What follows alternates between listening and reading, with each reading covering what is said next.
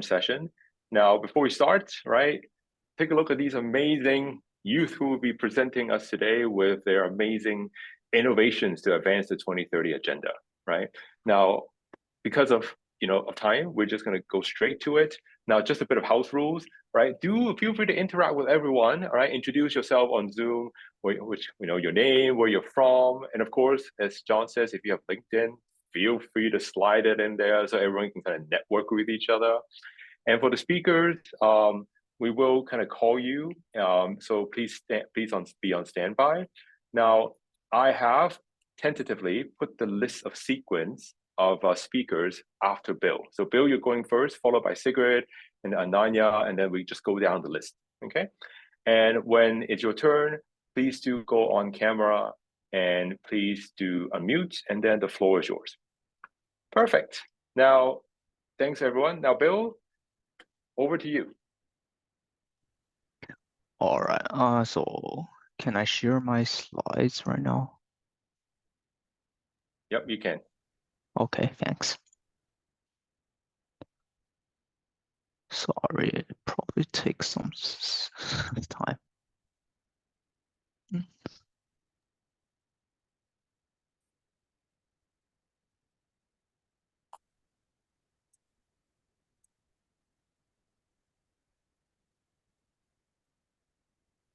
All right, can everyone see the slides?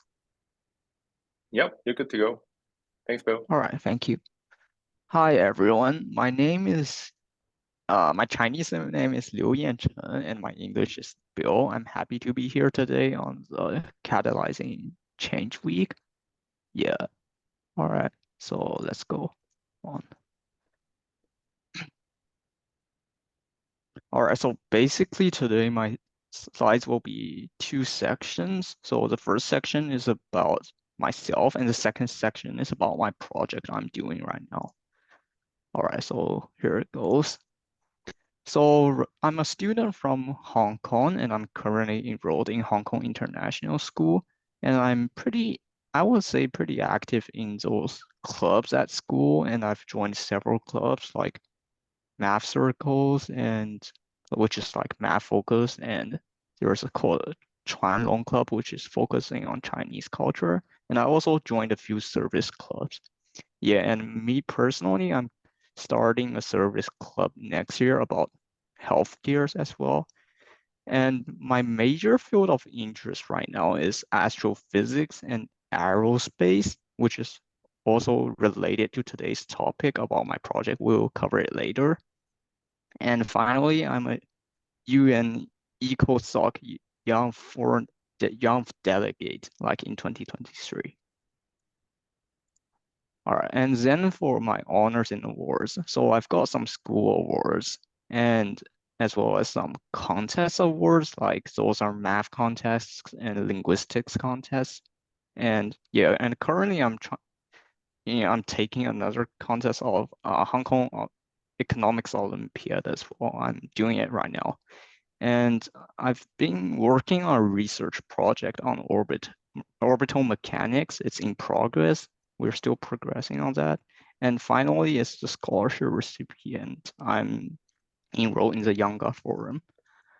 Okay, then project. I will talk about my project. So I've cited a quote here of Konstantin Tsiolkovsky, and he's a Russian, and he's the founder of like modern like rocket science. So he says the Earth is the cradle of humanity, but mankind cannot stay in the cradle forever. Like what he's trying to say is that he encourages us to step out of our comfort zone of Earth and went into discovering space. Yeah. So the problem right now we have in our society is that, like, since we've continued, like, we're continuing our space exploration, but like more and more problems and matters like relevant to the space has been revealed in especially after the Cold War. Like for example, space environments, there are literally like probably millions or billions of space debris in the orbit that really impacts like so the orbits of the satellites. So the satellites may get hurt from the space junks. And also a space peace. I think recently there's like a treaty in the UN. They're talking about like reducing mass weapons of destruction in space, but they're still arguing about that. So it's an ongoing topic. And finally, space cooperation. We all know about the ISS, right? But like the ISS is retiring in a few years. So, and the China recently, in the past few years, also built its own space station. So yes, with our space cooperation mode is also changing. It will probably shift from the ISS to a Tiangong space station. But yeah, these are all the problems and the matters that are important to our exploration to space right now. And why is it urgent? So basically, public's interest towards aerospace and astrophysics are rising, especially after like Elon Musk's Starship launches. We all know that he launched several starships. I think he launched it twice, and both of them are partially success. But anyways, the public still gets interested in his like George's plan of like going to the Mars. Yeah. So yeah. And also like another urgency for that is like fears and rumors about space environments. It needs to be corrected actually. For example, there's like a long-lasting rumor of rods from God.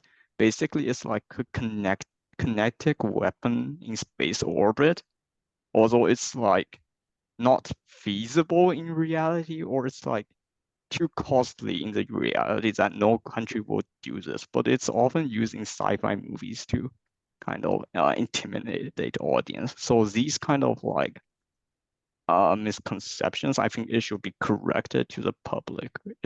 And finally, it's the sense of how can we balance the benefits and risks related to the space industry. So yeah, we can get a lot of innovations from developing like those technologies, but we also need to be careful of the potential like um risk potential risks during the development. Okay, so for me, I founded Pharos. It's a youth-led platform on empowering youth to design and define the future of space. So that's my kind of like response to the questions, issues I've addressed before. So we will have three aspects to focus on: advocacy, which is raising public awareness of the importance of the space. We'll do that by writing articles and like cutting videos and posting videos to the public. And we are also building community. It's a collective mindset to realize the benefits. And finally, it's the implementation of like our works and also like integrating aerospace technologies into daily life. I think yeah, there's a during the Cold War, there are pretty much innovations that comes from the space race. Yeah. So that's my framework for my project. It's called Illume, which aligns with our name of Pharos. Pharos means lighthouse. So it's innovation, legalization, leadership, unity, management, and education. Yeah. You can take a brief look at these slogans. Because of time, I will just go on to the next slide. So we're partnered with these organizations. We're thankful of their support: Systems Change Summit, Forum of the Future, Younga, and Astroflux. So that's a roadmap for my Pharos forum. So in 2023, I built a forum. That's an actual forum that has a website right now, but it's still working in progress and needs to be developed. And in 2024, what I'm working right now is to establish a team to focus on solving the problems I mentioned before. So welcome anyone to join. And we are also using the internet as a platform to increase public awareness, like making videos and posting on them on YouTube, probably. And in 2025, our goal is to launch a youth conference and or competition, it depends. And then we're hoping to spread our influence over more than 10 countries. So that's our goal at the end of 2025. We hope that we can reach it by then. All right, so yeah, just join our team if you are interested. We'll have mentorships and developing partnerships. We'll also promote our works to the public and offers other opportunities as well for our team. Yeah, so that's all. And this is my email if anyone's interested. Thank you everyone for listening to my presentation. Yeah. Thank you, Bill. And yeah, John just mentioned, John will introduce you shortly to someone from his community who's working as a space science and youthpreneurship, right, from Malaysia. Is that Phase, John? Right? Yeah, That's right. perfect. Yeah. Perfect. We'll introduce later. And yeah, thanks. Nice to see you, Nazir. Thank you. It's very Ibrahima, Piyush. Thank you for joining. Yeah. Now, next thank up, you. thank you, Bill. Now, next, we would like to welcome Sigrid. Sigrid is from, well, she'll introduce herself. So, Sigrid, over to you. Okay, well, let me share my screen.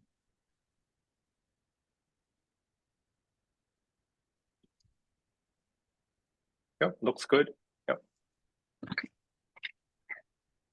Can you look? Yep. Is my screen operating well? Okay. Yeah, just click slideshow so it's easier if you don't mind. Thank you. There you go. Perfect. Okay. So, hello, my name is Sigrid, and today I'll be introducing my project called Rhythm of Belonging. So first I'll be introducing myself briefly. So I'm 17 years old and I was born in Taiwan, grew up in Taiwan, and now I'm an international student in Kaohsiung. And both of my parents are Taiwanese. And basically I'm the only child. So these are some of my personal statements that I have discovered over these past years. So first, I believe like once I make the decision, I'm determined to achieve it, and even if I need to crawl through it. So basically, I think I'm a very indecisive person, but once I know what I want to do and I know what I want to pursue, I'll just go for it. And the second one is related to my project. Comforting without words can sometimes be the warmest. So I think um a lot of people don't know how to articulate their inner thoughts properly or accurately. So I think music is sometimes the best way of self-healing or healing other people. So this is why I created the project of Rhythm of Belonging. And this is some of the experiences and passions and interests that I have. So first, I started to learn the piano since I was 5 years old. And throughout these years, I have put a lot of effort into music. So I joined a lot of national and international competitions as well as performing it at different places. And I also have a very strong passion in badminton. So I am in the badminton varsity team, and I am also passionate about doing services. So I'm the ambassador of Participatory Action Research. So this is a program that aims to support kids with disabilities in a child development center. So here are some reasons I think it is important for younger people to join Catalyst 2030. So because we are the future of the country and of the world, so I think having us as younger people would have fresher perspectives And we can share these perspectives with other younger people, and this would create a sense of sympathy and empathy among us. So I think this is something that all of us can share together and to make more efforts and be more passionate about the current issues in the world and solve the problems together. And there are some areas of support as a youth innovator. So as a youth, I can build a strong network because younger people tend to collaborate with many different groups of people. And we also create a sense of sustainability because we are still young and we have a lot of years ahead to create a long-lasting impact on the world. And we also create resonance because we can trigger a sense of passion among other younger people or other people who are interested in the issues that we are dealing with. And so this brings up to my project. The project, the name of my project is Rhythm of Belonging. And by looking at this, people can immediately know my project is about music. So what are the problems that I aim to address in my project is mental health, equality, and individual growth. So as time passes by, we are increasingly exposed um, to issues of mental health and equality because some students might not even have the chance um, to contact with music or to have any chance to learn music. And this also creates individual growth because at the end of the day, we would reflect ourselves and see in what ways we can make each individual a better person and to create a better mindset among these individuals. And why is mental health an urgent issue? Because according to The Guardian, in 2022, more than 12% of the students experienced severe stress in Taiwan. And it was twice as bad among high school students than middle school students. So, and what's worse, almost a quarter of high school students said they experience severe depression. And also, according to WHO, over 30% of youth aged 10 to 19 years old are experiencing increased mental health and stress issues. And due to proliferation of social media and disinformation, among this group of people, there are more than 50% said they are not optimistic that there are viable solutions to this issue in the short term. So it is urgent for us to face this issue and solve this issue. Next is the background. So how do we reverse this crisis and put youth back in control of their own mental health? And one such pathway is through music, which is a proven way to regulate mood and treat mental health issues. Using myself as an example, whenever I feel stressful or I feel um, I'm not in a good mood, I would just go play the piano or go listen to music, and this would um, make me feel much better. And I started to learn the piano since the age of 5. So I have been in the music educational world in Taiwan for like 12 years. So I have a pretty thorough understanding of how music is operating in Taiwan currently. And As I grow older and older, I start to realize how some children in Taiwan and other parts of Asia often lack the access to learn musical instruments and even basic music theories.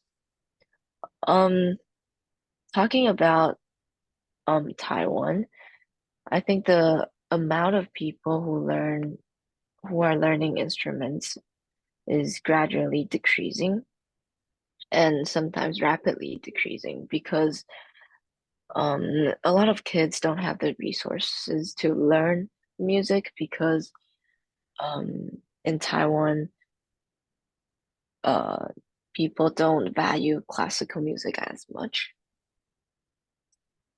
So because of these issues and the urgency of the issues, Rhythm of Belonging was founded and with a mission aiming to bring joy to every kid through music. So for my project name, Rhythm represents music and belonging stands for inclusion.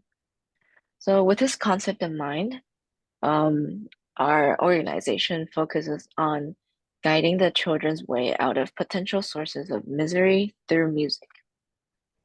And we will support youth by ringing the chords of their hearts. The next is my framework. My framework is harmony, and these words represent uh, the word harmony.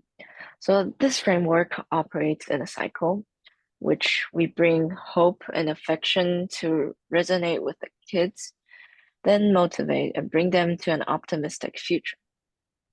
Finally, a nocturne is played when all problems are settled down. And this is the portrayal of a brightful youth. And these are the activities that we would do is advocacy strategy. So we would be creating a multimedia advocacy campaign in order to attract more people to join us and more people to realize the issue of mental health and how music is a really good source of solving this issue. And educational programming. So we will be designing the most effective program that addresses the root causes of mental health. So in hopes of this, we will be I will be researching and promoting an educational program to help the kids who suffer from mental health issues through music. And last is the community development. So we want to encourage more and more participants to engage in and interact with music. So that a lot of people who suffer from mental health issues can come out of misery and to live happier in life and realize how effective music is in combating their stresses and depressions. So, my project has only just started. So, these are the potential impacts that I hope to achieve after we actually start operating it um, and start this project. So, I hope that I can be included and involve 25 or plus number of schools so that I can go to help more as much people as I can. And now I just started a YouTube channel of Rhythm of Belonging. And on this YouTube channel, we will be posting videos of how to combat stress through music and realize the problems of mental health issues. And I hope at the end we would have 6,000 plus views of these videos. And I hope there will be 350 plus number of youth engaged in this program. because I believe there are a lot of people who need help and who need support from us. And I hope I can generate a really great impact on the society in Taiwan and even probably internationally. So here are some things that I might ask Yeah, for Sigrid, the sorry, community. don't want to cut you, but you're way over 5-6 minutes, so you need to wrap this up. Oh, okay. Oh, sorry. So uh these three are the asks that I would like to ask from the global community support. Yep, and these are the links that um of my project, and thank you. Yeah, sorry, we have to stick to the schedule. We're only 1 hour. Now, please share those Oh no, links and sorry, sorry.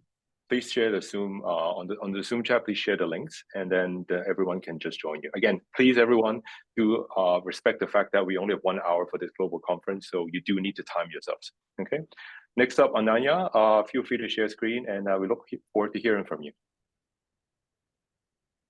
Thank you. Just give me 1 second. I'll share.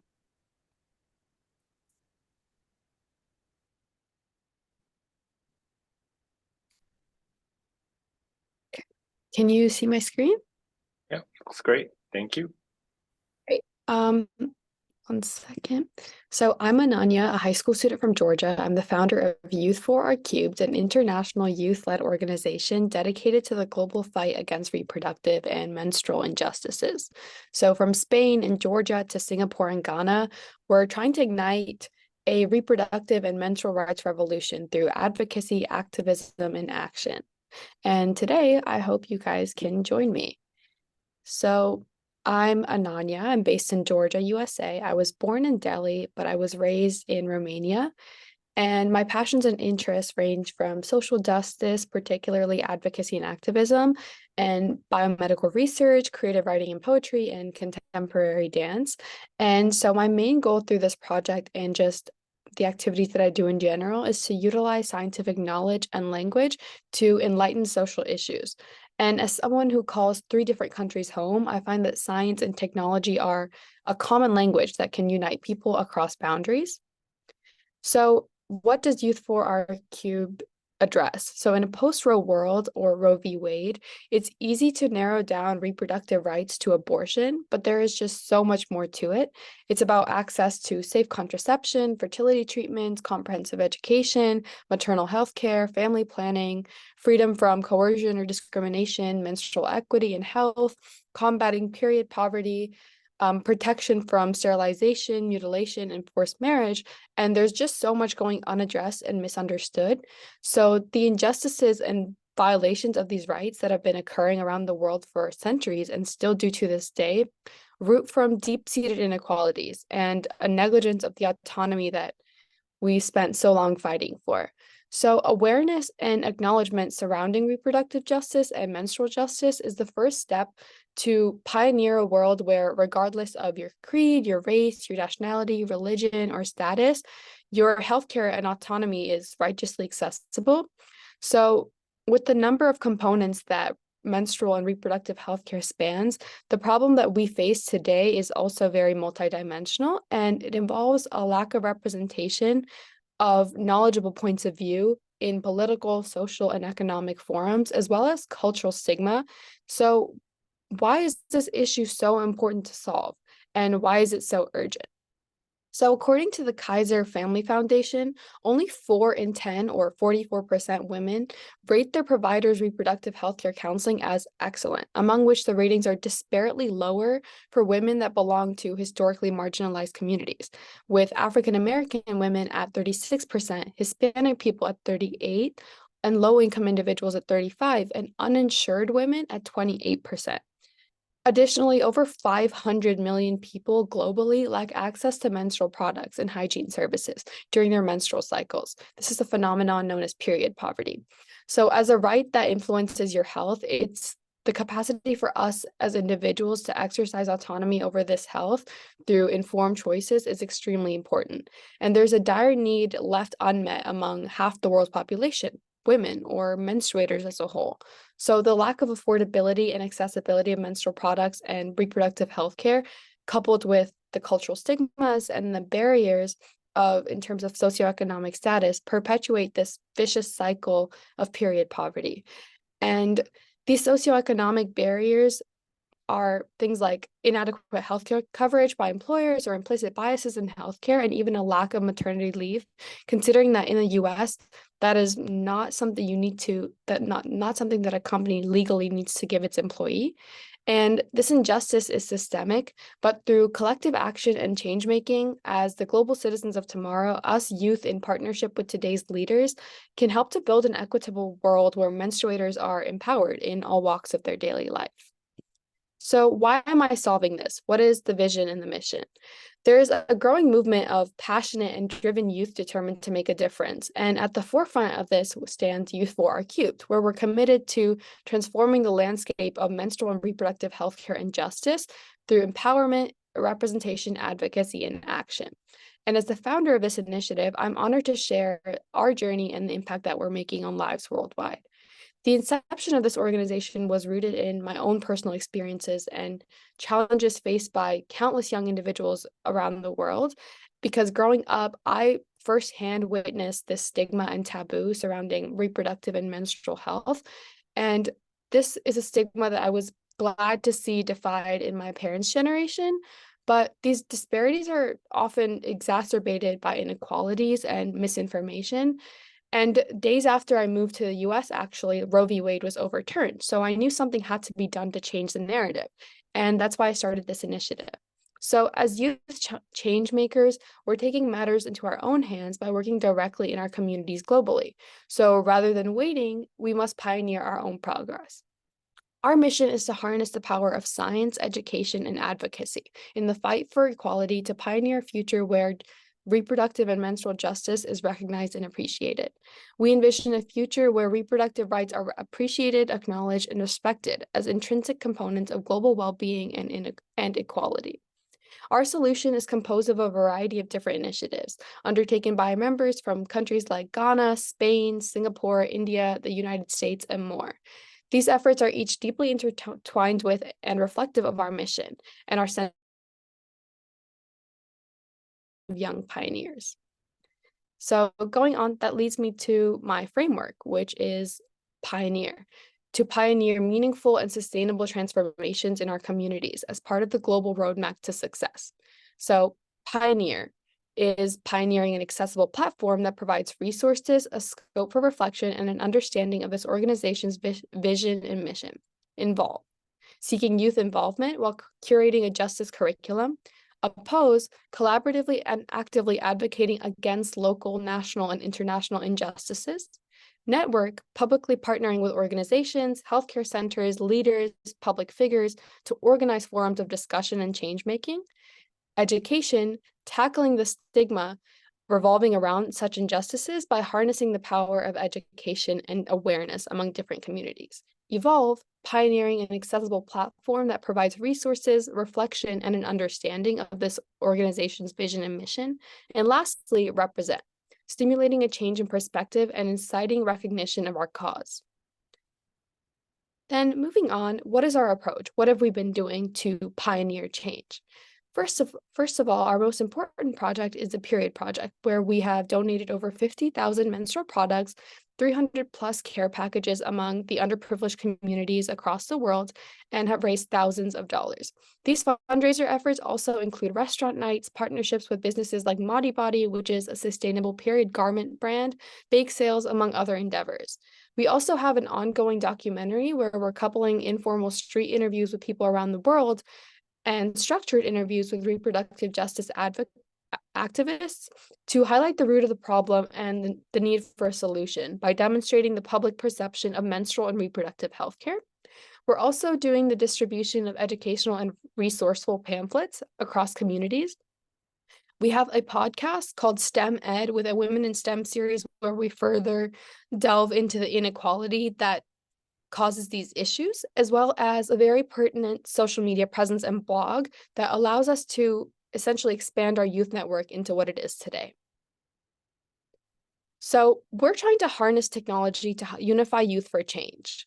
as a catalyst for global unity. What differentiates us from other initiatives is our capacity to use technology to bring together the global citizens of tomorrow, youth, under the common agenda of one of the world's leading crises.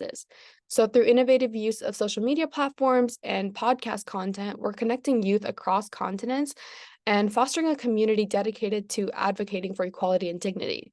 And our online presence facilitates knowledge sharing, awareness raising, and empowerment initiatives, ensuring that voices from every corner of the world are heard and amplified, with our members being found in 4 continents.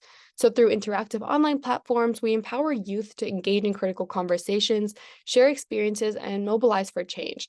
So by harnessing the immediacy and reach of our digital tools, we're uniting voices across diverse cultures and backgrounds to amplify our collective impact in the pursuit of equality and dignity for all. So how can you support us in our initiatives? Ananya, sorry, that was, I'll have to cut Sorry? you off, sorry. It's, Okay. No worries. thank you. Remember, everyone has 5 to 6 minutes. I need everyone to respect that. Yeah. Please put the additional information in the Zoom chat. All right, Ying Ying, over to you. Thanks for your patience. Okay.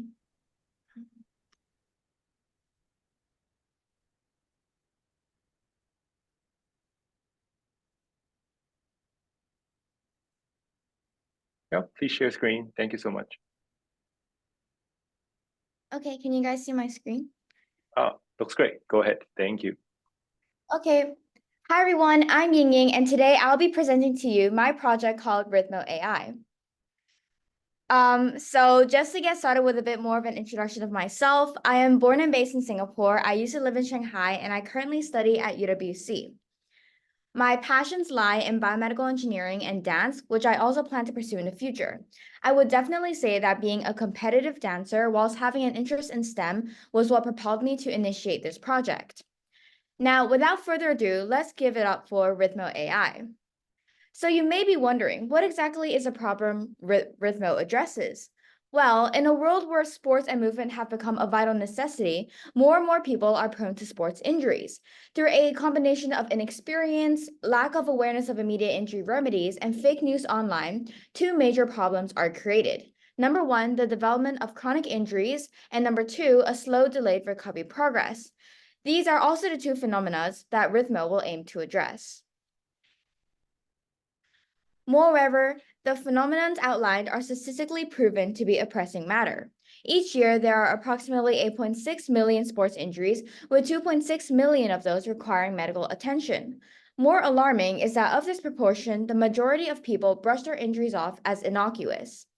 Additionally, with a plethora of sources online, it is often misleading to seek accurate guidance digitally. In fact, over 70% of people have been exposed to medical health misinformation, with more than 50% of those exposed reported not confident in differentiating between true health information and misinformation. Therefore, we present to you Rhythmo AI. Rhythmo is a software that integrates generative AI to support dancers and athletes in reducing the risk of developing chronic injuries and minimizing slow, delayed recovery progress. Rhythmo does this by guiding users in identifying their sports injury early on efficiently, lay out clear, accurate information on immediate remedies, and provide suggestions on when to seek professional advice.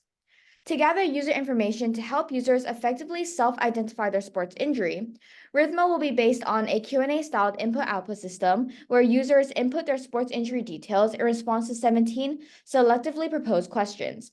Upon processing the user's data, Rhythmo's algorithm will then deduce top 3 potential sports injuries for the user, with information on immediate remedies specific to each injury, as well as suggestions on when to seek a professional. Now, to explain further how Rhythmo achieves its AI classification, we first prepared a data sheet of 127 plus sports injuries that are common in dancers and athletes.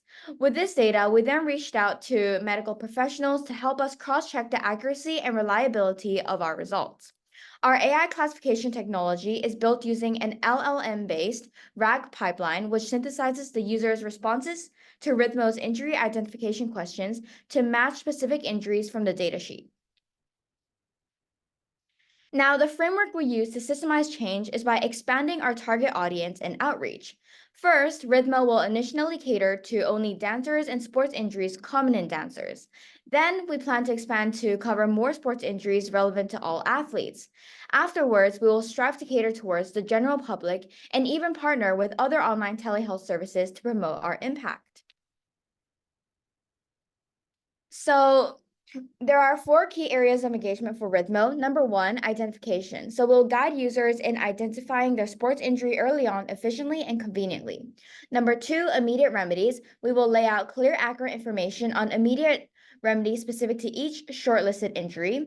Number 3, professional advice. Provide user suggestions on when to seek professional medical advice. And finally, physiotherapy. Support users' sports injury recovery journey all the way to physiotherapy, which most of the times is quite undermined. And then our impact summary. Now, to achieve our goal to minimize a slow delayed recovery progress, what exactly is the purpose of our 4 areas of engagement? Well, for injury identification, Rhythmo can conveniently and efficiently shortlist potential sports injuries to deliver greater clarity and reduce confusion in users.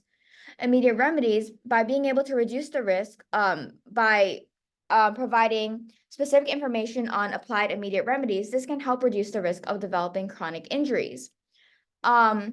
Rhythmo can also help warn users of persisting symptoms they should watch out for and provide insight into when they should seek professional advice. This can help users mentally prepare for all outcomes. In physiotherapy, we will emphasize the importance of long-term recovery with key exercises and our reward-based physiotherapy tracker.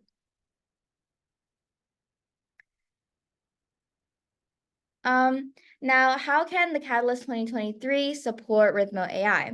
So number 1, data. We'll be really happy if you guys could contribute to our anonymous data collection, which comes in a Google form format. Number 2, promote and raise awareness about our project, whether that is in your school or in your own local community. Number 3, feedback. Become a user and provide feedback for our free beta app trial, which will be coming out soon.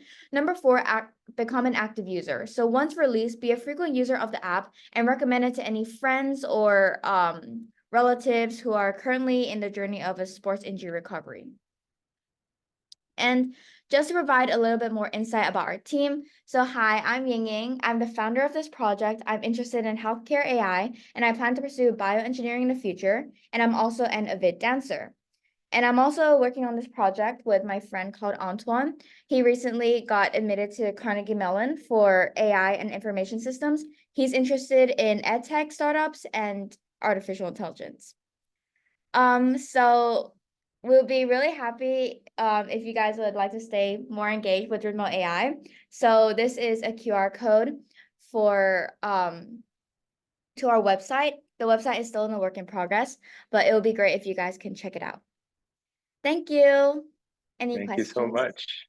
Fantastic. Yes, please do put the information in the Zoom chat. Wonderful, Ying Ying.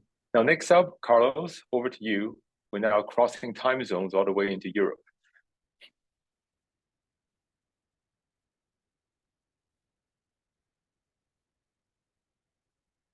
Hi, Carlos, are you there?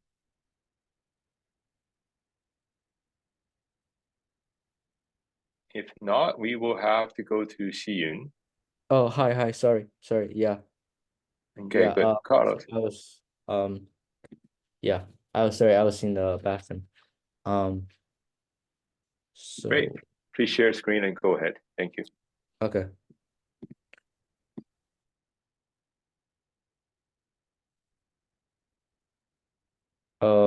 Okay. So my name is Kun Yu Han, and my project is Race Forward. So this in the right, you can see our logo, and yeah. So it's my first time doing this Carlos, Catalyst. Sorry. your Yeah. screen is not sharing. Oh, okay. Oh yeah. I thought it was There you go. Good now. Thank you. Yeah. So hi all. My name is Carlos Han. You can also call me Kun Yu. That's my Chinese name. And my project name is Race Forward. So this is the logo about in the right you can see the logo of our project. So we are really excited to meet you at this changing week, as we all share about our ambitions and goals and our projects. So yeah, welcome to the challenge. So firstly, I'm gonna introduce myself a little bit about like my background, my family background, and my personal statements. So I'm currently 17. I'm a senior in Barcelona. I study in the international school, American School of Barcelona. I was born in Chongqing, China, studied there until the age of 11. I moved to Spain, but afterwards I started my international education there. So before I was 11, I studied in a public school in China, but now I'm studying in international schools, so I get exposed to people from different backgrounds, cultures, and so on. So I'm really interested in economics and math. That's my academic priorities, and and I really like them. So that's kind of gonna be the theme of this project. So my personal statement. So I'm disciplined, dedicated, and curious young man with a passion for economics and mathematics. So I really believe that applying academic theories theories in everyday life, whether it pertains to understanding macroeconomic decisions or analyzing individuals' behaviors, is crucial for making a harmonious and equitable world. So basically, applying classroom knowledge to real world is what I think is the most important thing. So now going to kind of further introducing myself. So currently I'm doing an IB program in Spain, as I said before. I'm in the school debate team. You can see I was invited to Spanish WCC tryouts. So I have a few passions and interests. So in terms of sport, I do truck. I mean, in here we call cross country. So I do table tennis, tennis and cross country. I've attended some table tennis regional competitions and international cross country events. So in terms of volunteering, I've done some like education. I've taught some underprivileged education for as my volunteering activity, and some composting as environment.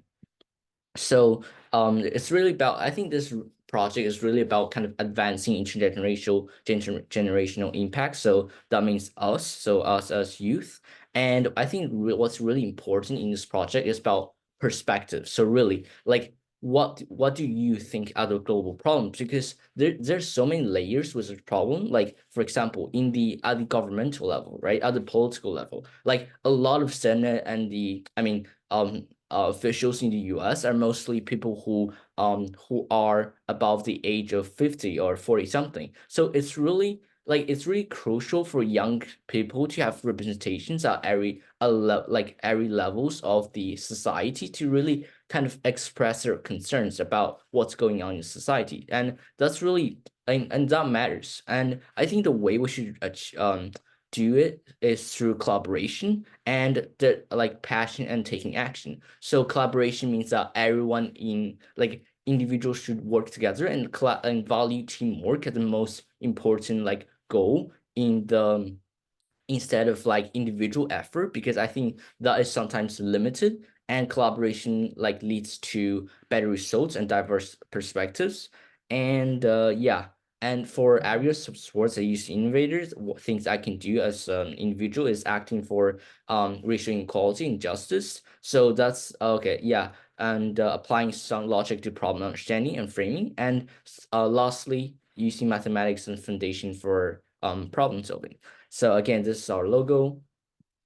So we haven't actually really talked about what does race forward look like. So it means tackling problems of racial inequality, poverty, and economic hardship. Although those three look very similar, they're kind of different in the sense that racial inequality is more towards minorities, while poverty and economic hardship could be towards anyone. So I mean, it's because racial inequality is exacerbated by poverty and economic hardship, but our investigation is not exclusively towards people who are economically disadvantaged. So yeah.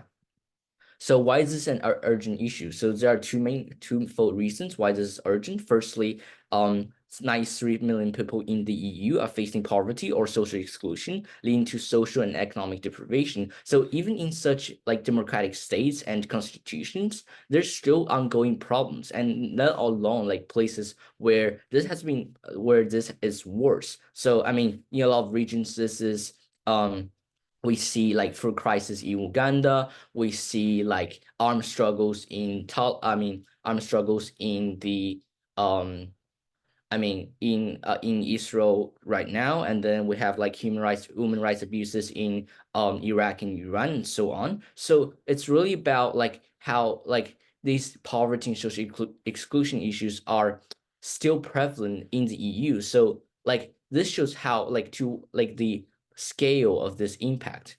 And also, according to the Human Rights Watch Global Report in 2023, 45% of Black European respondents of a major survey stated that experience racial discrimination when they look for a job. So even in the forefront of democracy, minorities still like are faced with discrimination, and we think it's really like important thing to address about. And also, this is crucially like important in this region because no, like the majority of people who who are not like for discrimination. And majority of people are against discrimination, but they might not know that they're doing it. So it's kind of like making it's somewhat more effective to do it in these westernized countries.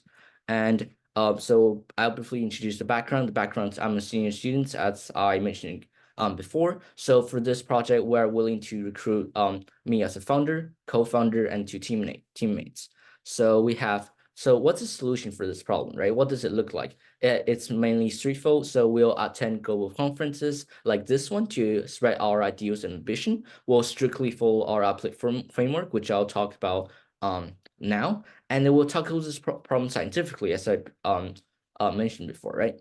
So what's our framework? So our framework is called Uplift. It stands for Unite, Promote, Liberate, innovate, facilitate, and transform. So unite is to basically bring individuals together. Promote is to advocate for equal opportunities. Liberate is to liberate individuals that are subjected to oppressive structures. Innovate is innovate like in the inclusion of the representation. So you can see from all these things that we are forming a sequence of logic that we like a structure that we can do instead of something that we do it like without any aimlessly. So in this case, we know like our first step is to unite people, secondly to promote, and so on. So I think this framework kind of give us like a lot of direction as we're to where what to do.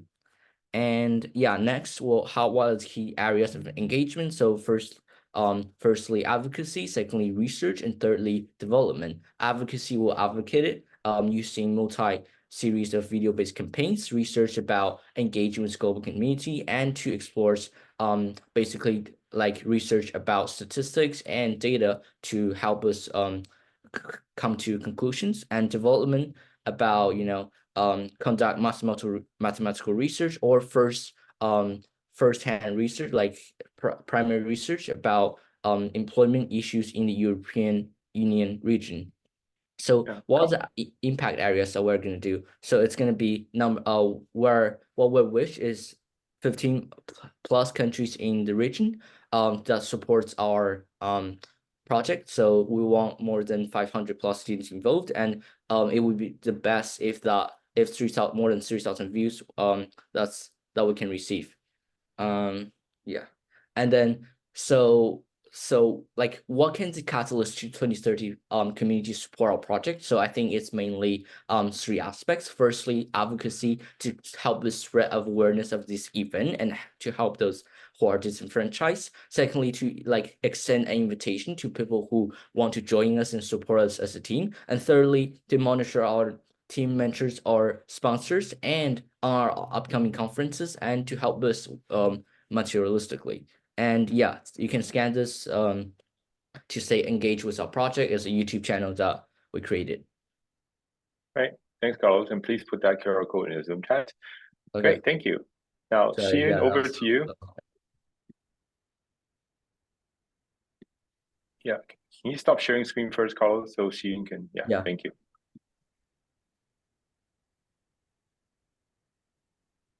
All right, over to you, Xian. Thank you so much. So, can you see my screen? Yes, please. Perfect. Thank you. All right.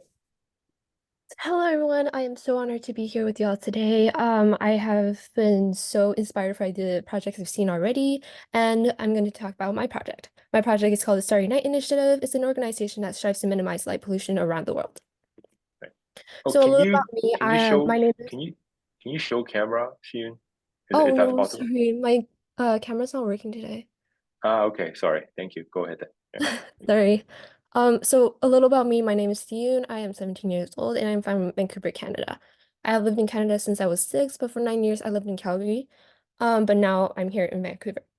A few of my personal statements, that's quotes that I believe in, to look for motivation is ad astra per aspera, which means through sovereign to the stars, which really ties in with my next one, which is that I believe that there's no such thing as too late or the concept of impossibility. I am currently a high school junior and I am very passionate about physics and astronomy. I volunteer with the Society for Canadian Women in Science and Technology, where I help organize labs for elementary school kids. And apart from my academic and work experience, my hobbies revolve around chess, astronomy, and stargazing, my science club at school, and arts and crafts. Now I will be talking to you about the Starry Night Initiative. The problem with light pollution is that it is a type of pollutant that we cannot actively feel the effects of. With our cities growing brighter each day due to innovation, the worse light pollution becomes. The problems that the Starry Night Initiative addresses are, but not limited to, the Sustainable Development Goals of climate action, sustainable cities and communities, and good health and well-being. If we can reduce if we can reduce and eliminate light pollution, we can significantly address these problems. The urgency of the situation lies in the fact that around 35% of light is wasted by unshielded light and or inadequately aimed outdoor lighting, which equates around $3 billion per year. This means that around 600 million trees will have to be planted to offset the amount of carbon emission needed to power residential outdoor lighting in the United States alone, according to the 2011 U.S. Department of Energy. Furthermore, many plant and animal ecosystems are disrupted as nocturnal animals and plants require the darkness for their natural cycles. And human health is also affected as light pollution disrupts our body's production of melatonin, which leads to insomnia. Lastly, the visibility of celestial objects is diminished. As you can see from the graph, light pollution has been a growing issue in the United States, and the United States is not even the most light polluted country in the world. The background of our team is very extensive. We have designers and engineers that have a strong background in robotics and astronomy, but also have dedicated advocates on their outreach team. We have reached over 17 countries and impacted more than 5,000 people so far, including more than 30 schools in Canada and the United States. We hope to keep growing each day to spread awareness and impact. But how do we solve the issue of light pollution? There are 3 main things we do at the Starry Night Initiative to combat light pollution. First, we design light shields that are cheap and cost-effective to give to local neighborhoods. This will help reduce outdoor light pollution dramatically. Second, we advocate for the creation of policies and regulations in our local government and other organizations, such as schools, to initiate sustainable lighting use policies. Lastly, we spread awareness and teach others about light pollution and its effects and encourage the innovation of new ideas that can help solve this global issue. The framework of impact is as follows on this timeline. First, we expand our outreach, both to spread awareness about the issue of light pollution and to gather members from different parts of the world. Second, we distribute our star baskets, which will be talked about on the next slide, to executives in those countries to put out for their neighborhoods. Third, we encourage and try to initiate policies and regulations through contact in local government. And next, we encourage sustainable energy use at home because change always starts with the individual. Lastly, we have education, which we encourage all members to do throughout the process to teach and inform others in clubs and social events and etc. about the effects of light pollution. So as described in our framework earlier, our activities mainly revolve around these 3 things. First off, the Star Basket contains free, easy-to-install light shielding kits and informational brochures for local communities. This allows for a collaborative effort to reduce light pollution in towns one at a time without using the pricey industrial lighting shields. Next, we reach out to governments and other organizations for policy creation or collaboration to further maximize our efforts at combating light pollution on a bigger scale. And finally, we participate in speaker events to spread more awareness about light pollution, as well as encourage others to help reduce light pollution. So to summarize, through the Starry Night initiative, light pollution is further combated and the 3 Sustainable Development Goals are benefited.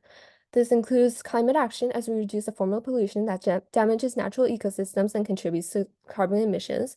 We develop sustainable city light infrastructure, as well as encourage better energy use for more sustainable cities and communities. And lastly, we improve ecosystem and human health by reducing light pollution worldwide. What I ask of you today is to reach out to the organization so we can collaborate together and create a substantial impact that can drastically reduce light pollution as well as help the Sustainable Development Goals.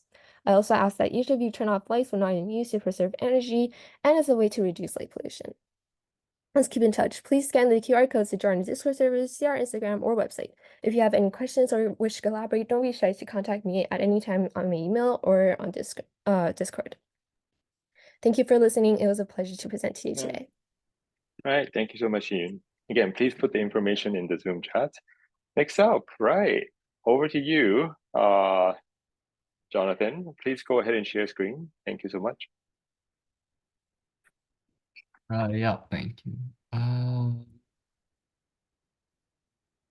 Can you see my screen? All right. Yeah, perfect. Please go ahead.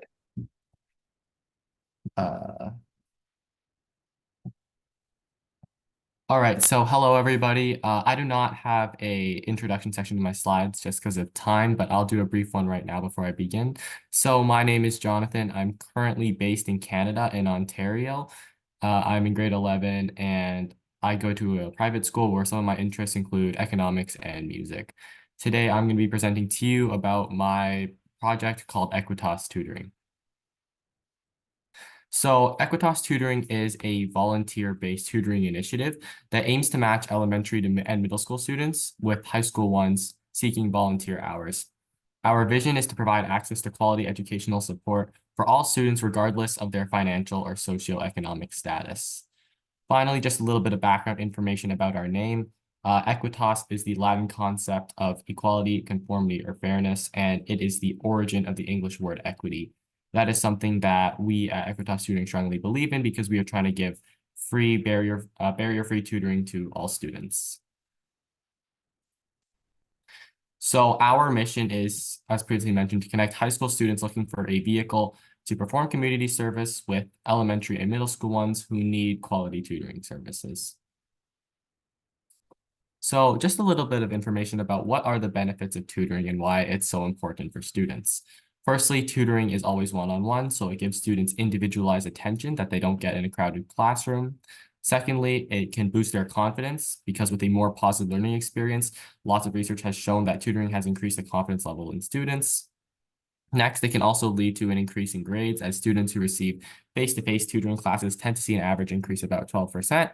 And finally, there are long-term benefits as success in school can open up more opportunities in the future and help develop life skills such as discipline, work ethic, and self-confidence.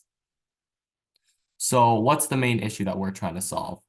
Many families with a lower household income struggle to access tutoring for their children due to the high costs. Quality tutoring for younger students in Canada can range from around $20 to $20 to $90 per hour. The average income in Canada for a household is around $75,000, and after taxes and necessary expenses, there's only around $20,000 left. And while that might seem like a lot, it doesn't leave much room for families to get luxury services like tutoring for their children. Canada is also a very wealthy country compared to others in the world, so many people might have less as well. So the urgency for this problem is because solving this issue is extremely important to give many children around the world the opportunities that they need to grow. Because if action is not taken to help other members of the community, they will continue to suffer. Many people have lots of potential, but need help to escape the poverty cycle they are trapped in because of their lack of opportunities. This program can help them in that way, and it might as well be now rather than later, because it's important to make change if we can as youth leaders.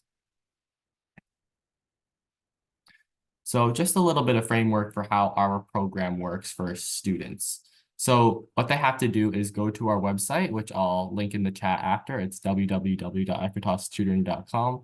They have to sign up and log in, And then all they need to do is go to our page and find a course that they need help with, register for a date and time that works for them, and then join the class and see some amazing results.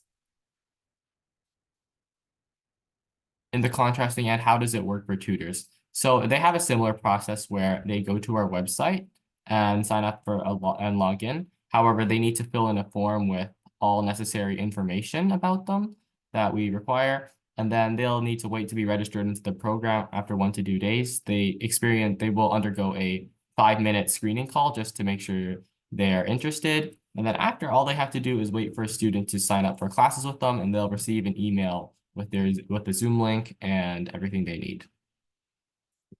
So what we need from Catalyst here today is just to spread the word. So if anyone knows that any students that may need help in tutoring, or anyone wants to sign up as a tutor, that would be greatly appreciated to spread our awareness. So right now we have over 300 students and tutors incorporated into our program, and we've done a large amount of tutoring classes. However, we are still trying to expand our reach, as right now we are mainly focused in Canada. So we would definitely like to expand our program to other countries around the world as well. So that is what we would ask from the Catalyst 2030. So thank you for your time today, everybody. And that is my presentation on my initiative. Thank you so much, Jonathan. Very useful. Please put the link in the Zoom chat. Amazing. We have 3 more. Thanks for sticking around, and also say thank you to the ones who just joined us on Zoom. Now, Audrey, over to you. Please share screen. Thank you.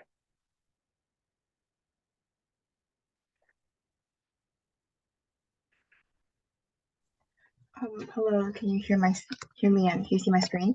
Yep, please go ahead. Thank you so much. Okay, hello everyone, I'm Audrey and I'll be introducing our new project, Finance for You. And from the name, you can tell that Finance for You aims to create educational yet entertaining content about personal finance and economics to combat the consequence of financial literacy.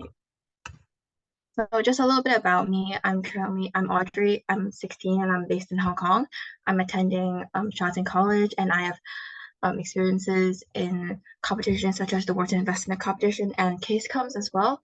As for my passions and interests, I'm the founder of Coder, which is another initiative, and you can read the rest below. And so the problem. So firstly, what's the problem that our project addresses? Our project addresses financial illiteracy amongst a society, particularly within youth and the underprivileged. And some of these problems are that they have poor financial habits and money management skills, and there's also a lack of education in school, which teaches personal finance / financial literacy, fueling the problem even more. Many studies have been conducted towards this problem, such as the CNBC doing the surveys, and this states that 54% of teenagers feel unprepared to finance their futures, which leads to unnecessary financial stress and uncertainty. And for a local context in Hong Kong, the poverty rate in 2017 was 20.1%, and with the government interventions, the poverty rate drops to 14.7%. However, they still need good income management and budgeting, which is personal finance skills to make ends meet. So this shows the urgency of the problem. So as part of this project, there will be 3 proposed solutions in total. The first one would be a creation of short clips on social media. The second one would be an extension from that, and it's going to be the creation of blog posts and articles about personal finance. And the last one would be the distribution of personal finance guides to NGOs around the world to aid with their services. So a bit about our framework. So we're going to be using the ACRO model that we came up with ourselves. So A stands for awareness, which is raising awareness about the importance of personal finance and the benefits of financial literacy. K is for knowledge. It will be creating, educating, and entertaining content for people to learn the basics of personal finance in a fun and enjoyable way. E is for expand, where we'll be expanding our content to suit everyone, regardless of their age, existing knowledge, or potential language barriers. And R is for refine, where we'll be gaining feedback from both the participants and our team to continue and change our content based on the feedback. So our key areas of engagement are one, our social media campaign, where we'll be launching our social media campaign focused on Instagram and YouTube, and we'll be creating short and appealing videos that will cover personal finance topics. And this will leverage the reach and interactivity of social media to expand the reach of info and spread impact.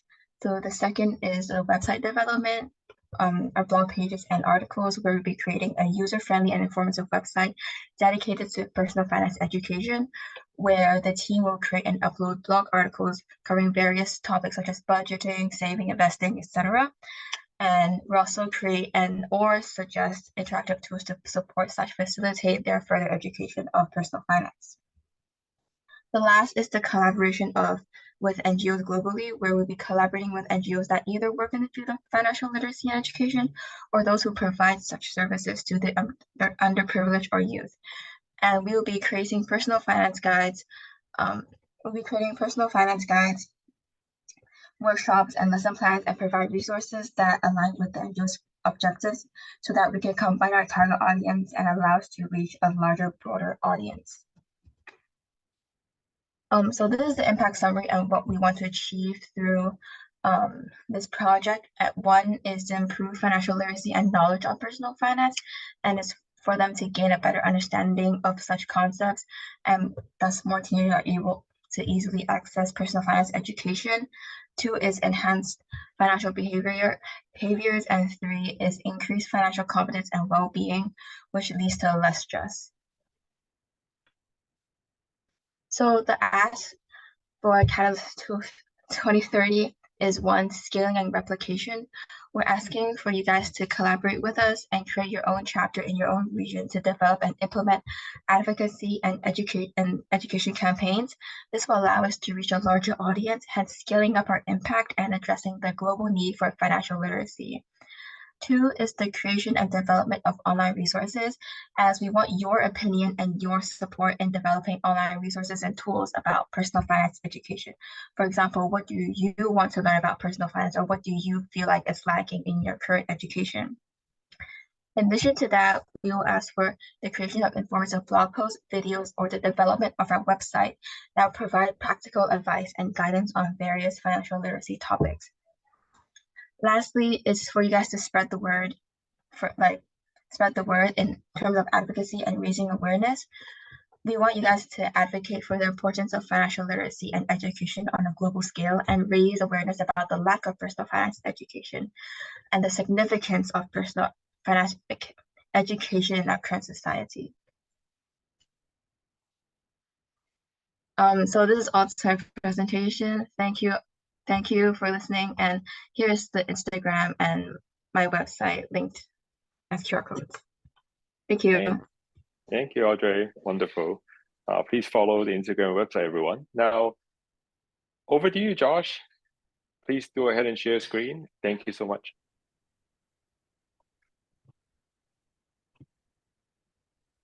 All right. Let me share my screen first. Yeah. All right, can everyone see my screen right now? Oh, yeah, perfect. Thank you so much. All right, Go ahead, hi please. everyone. My name is Josh, and today my project I am going to be presenting Children and Youth Autism Society. So first of all, a brief introduction of me. My name is Josh. I'm age 16. I'm based in Vancouver, Canada. A little bit about my family background. I was born in Vancouver to Chinese parents who emphasize conservative values and multilingualism. And I've lived in Shanghai, China from grade 3 to grade 6. So I am enriched by both Chinese and Western cultures. Some personal statements and quotes that I believe in. I believe that you should embrace empathy and motivation in the struggle for enacting change for others. And I believe that self-actualization actually refers to opening your heart and soul in the pursuit of your own interests, along with advocacy as well. So just a brief overview about what I've been doing.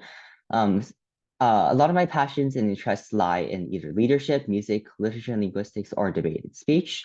And in some of the competitions I have participated in also reflect that. So I've participated in some business law contests, and then because I'm also interested in linguistics and speech, I've participated in a Japanese speech contest in which I kind of trained and spoken my third language. And I'm also currently an IBDP student in the international baccalaureate program, aiming for a linguistics and political science major. And then I am also very passionate about advocacy leadership. I volunteered to lead grade 8 students in camps. And then I've also assisted in training club members for a school district sponsored volunteer program. So moving on to the project that I want to present today, Children and Youth Autism Society. So first of all, what is the problem that our project addresses? Our project addresses 3 main points. First of all, there is a limited awareness and understanding of those who live on the autism spectrum, including misconceptions and stereotypes. There is generally a loss of direction for parents when faced with their newly diagnosed child. So what does that exactly mean? So for example, given us, for example, if there is this person, this parent, and then their child just recently got diagnosed with autism, they might kind of feel lost and confused as to what action to take, what should they do, because given like a lack of a comprehensive navigation system for additional autism support resources in Canada, it might be a bit of a challenge for them to, provide adequate support for their child, especially because different provinces and territories in Canada do it differently. So you have like different governmental agencies and resources that you can access in order to help your child. Urgency of the situation. So why is this an urgent situation issue? So first of all, globally, around about 1 in every 100 children actually has autism. And so we need to ensure that early intervention policies need to be taken to ensure that adequate support and access for individuals or children with autism is taken. And then many parents are lost in trying to navigate the complex autism support system. So a potential implication is that if we cannot provide sufficient support, individuals cannot maximize their potential and be better integrated into society. A little bit about the background of the founder, who's me, and some of my other team members. So first of all, I actually personally have relatives who are affected by this condition. Like I have experience in working with and personally understanding the needs of individuals living on the spectrum. And then some of my other team members actually have expansive volunteer experience in this area. So they have volunteered at different neurodivergent facilities, although not hands-on working with folks with autism, because you actually need a license to deal with that. But we have like experience in kind of like understanding and like kind of like opening a door into their world.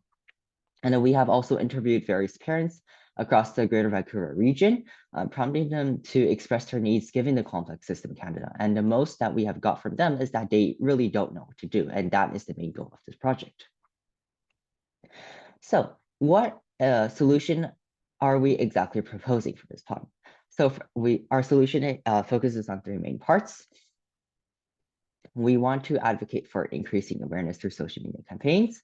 We are also compiling extensive resources for parents. So like we're kind of like navigating various governmental websites, different other nonprofit organizations across the country. And then we're also like reorganizing key stages for support to create a clear and easy to understand autism support and navigation system for parents and guardians. So what are the key areas of engagement for the solution? So first of all, we've been kind of like, we have a mainly online presence right now. We've been creating social media posts to raise awareness and understanding of autism through a variety of topics.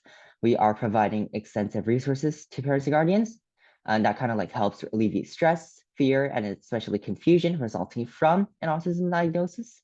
And we've been also like writing articles and hosting occasional webinars, like given our time, and then to like this answers like hot topics.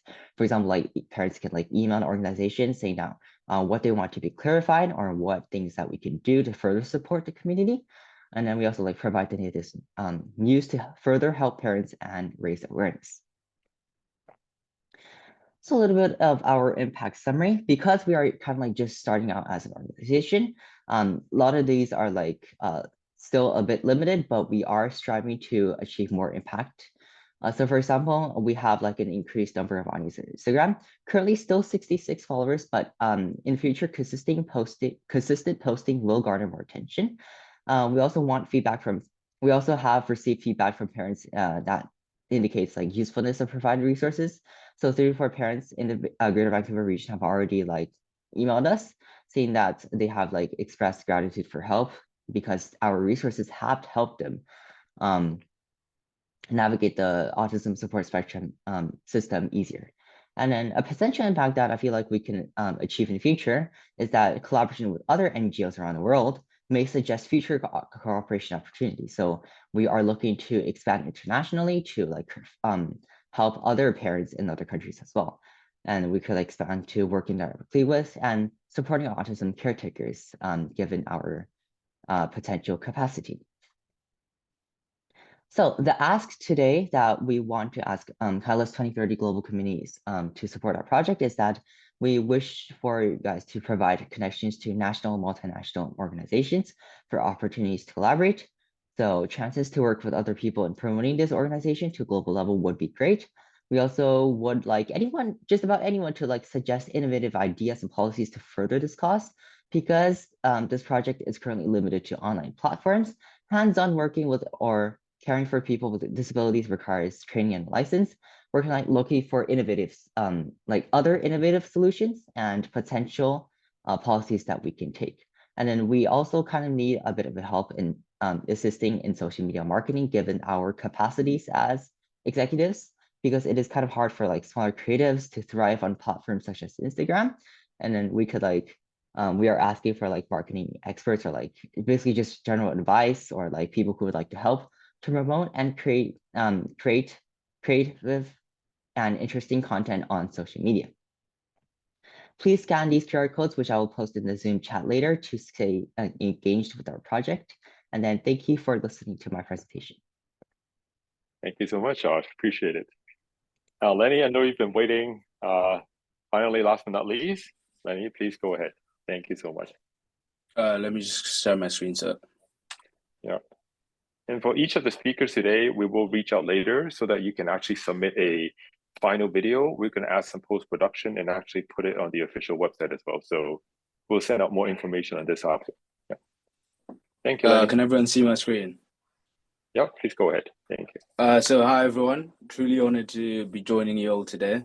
Loved all the projects so far and looking forward to getting in contact with some of you. So without further ado, my name is Lenny Canaro, and I'm presenting two projects today. One of which is Beyond Bors and the other Nguvu Foundation. So a bit about me. I'm 17, grew up in Kenya, born to both Kenyan parents, raised in Kenya alongside my two siblings, and I'm currently in school, schooling in the UK at Rugby School. So some quotes that relate to my charitable endeavors. There could be no definition of a successful life that does not include service to others. Find something to do. That's by George Bush. And then one there by Winston Churchill. And a bit more about me. So academically, I'm doing A-levels, studying maths, economics, and geography. Working on publishing a paper for the Indigo Research Project. And I've earned myself the school geography prize. A bit of work experience in the finance field. And some of my passion and interests, I'm leading the economics society in school and doing the advocacy and anti-racism activity.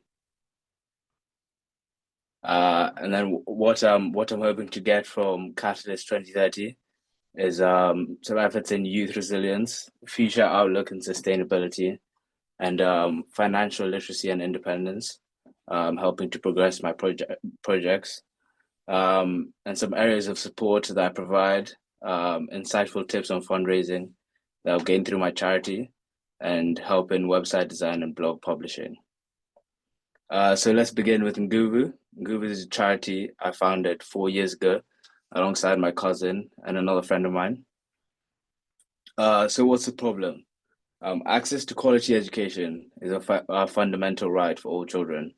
However, in reality, the differently abled community faces many headwinds in this area, especially amongst the less fortunate living in the rural region of Karatina, situated in central highlands of Kenya. This inspired Nguvu's founding team, including myself, to seek and help provide those less fortunate with the privilege of education many others around the world would have long treasured. Having set out the goal, the founding team, including myself, obviously, decided to focus on the underprivileged rural lands of Karatina, where we visited.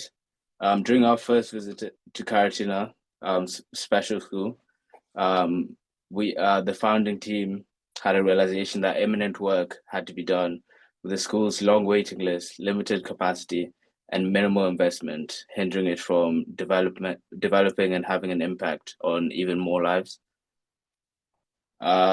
So a bit of background and why I qualified to be leading this project.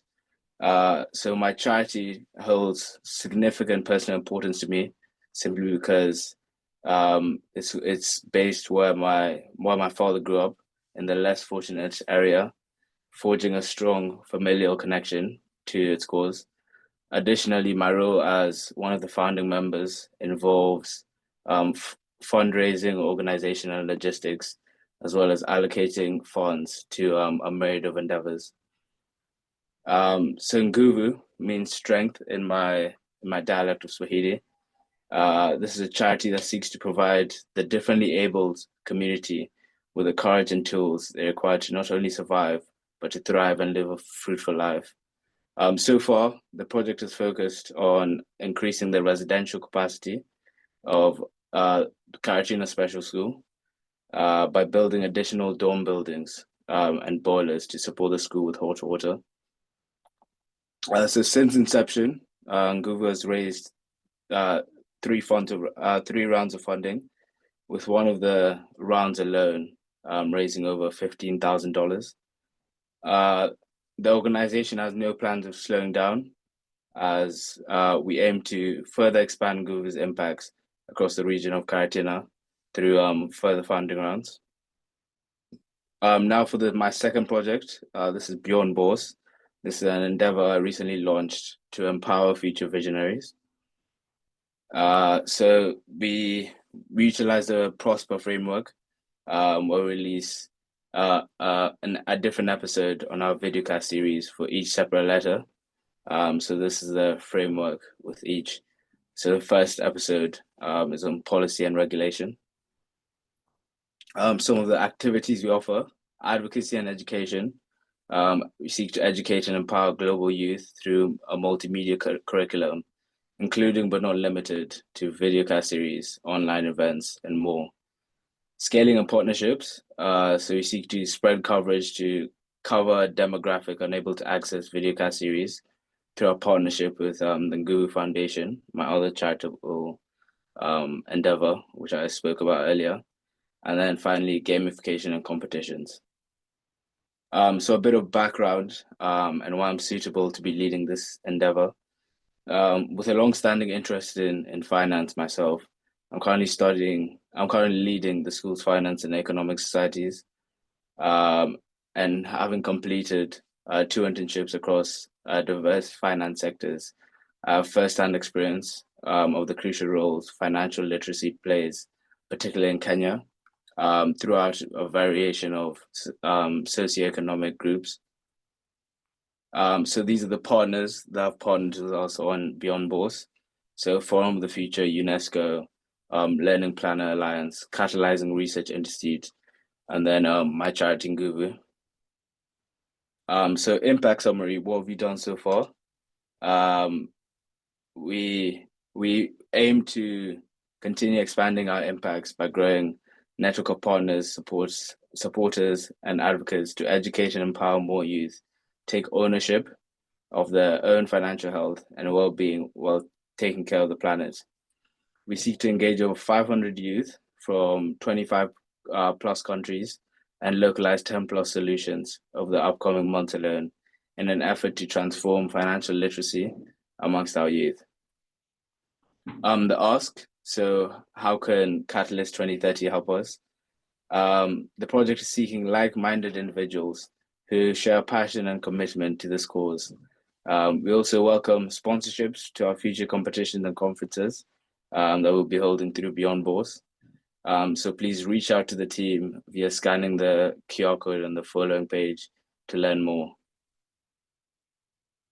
So this link will take you to our website. Thank you very Hey. much. Thank you so much, Lenny. And look, everyone, once again, thank you for joining us today at the Catalyst 2030 Challenge. All right. We'll reach out to each of the speakers as well as the guests who signed in total. I think 46 people dropped in and out, and we have a total registration of over actually 80. So we'll be definitely sending out the videos later on to everyone. Thank you again. Have a wonderful, wonderful day, and please continue enjoying the wonderful times and sessions at Catalyzing Change Week 2024. Goodbye, everyone. Thanks so much. Thanks so much. See ya. Bye bye. Thank you. Bye, everyone. Sure, sir. Take Thank care. you very much. See ya. Thank you. See ya. Bye, everyone. Take care. Thank you so much. Have a nice day. Thank you.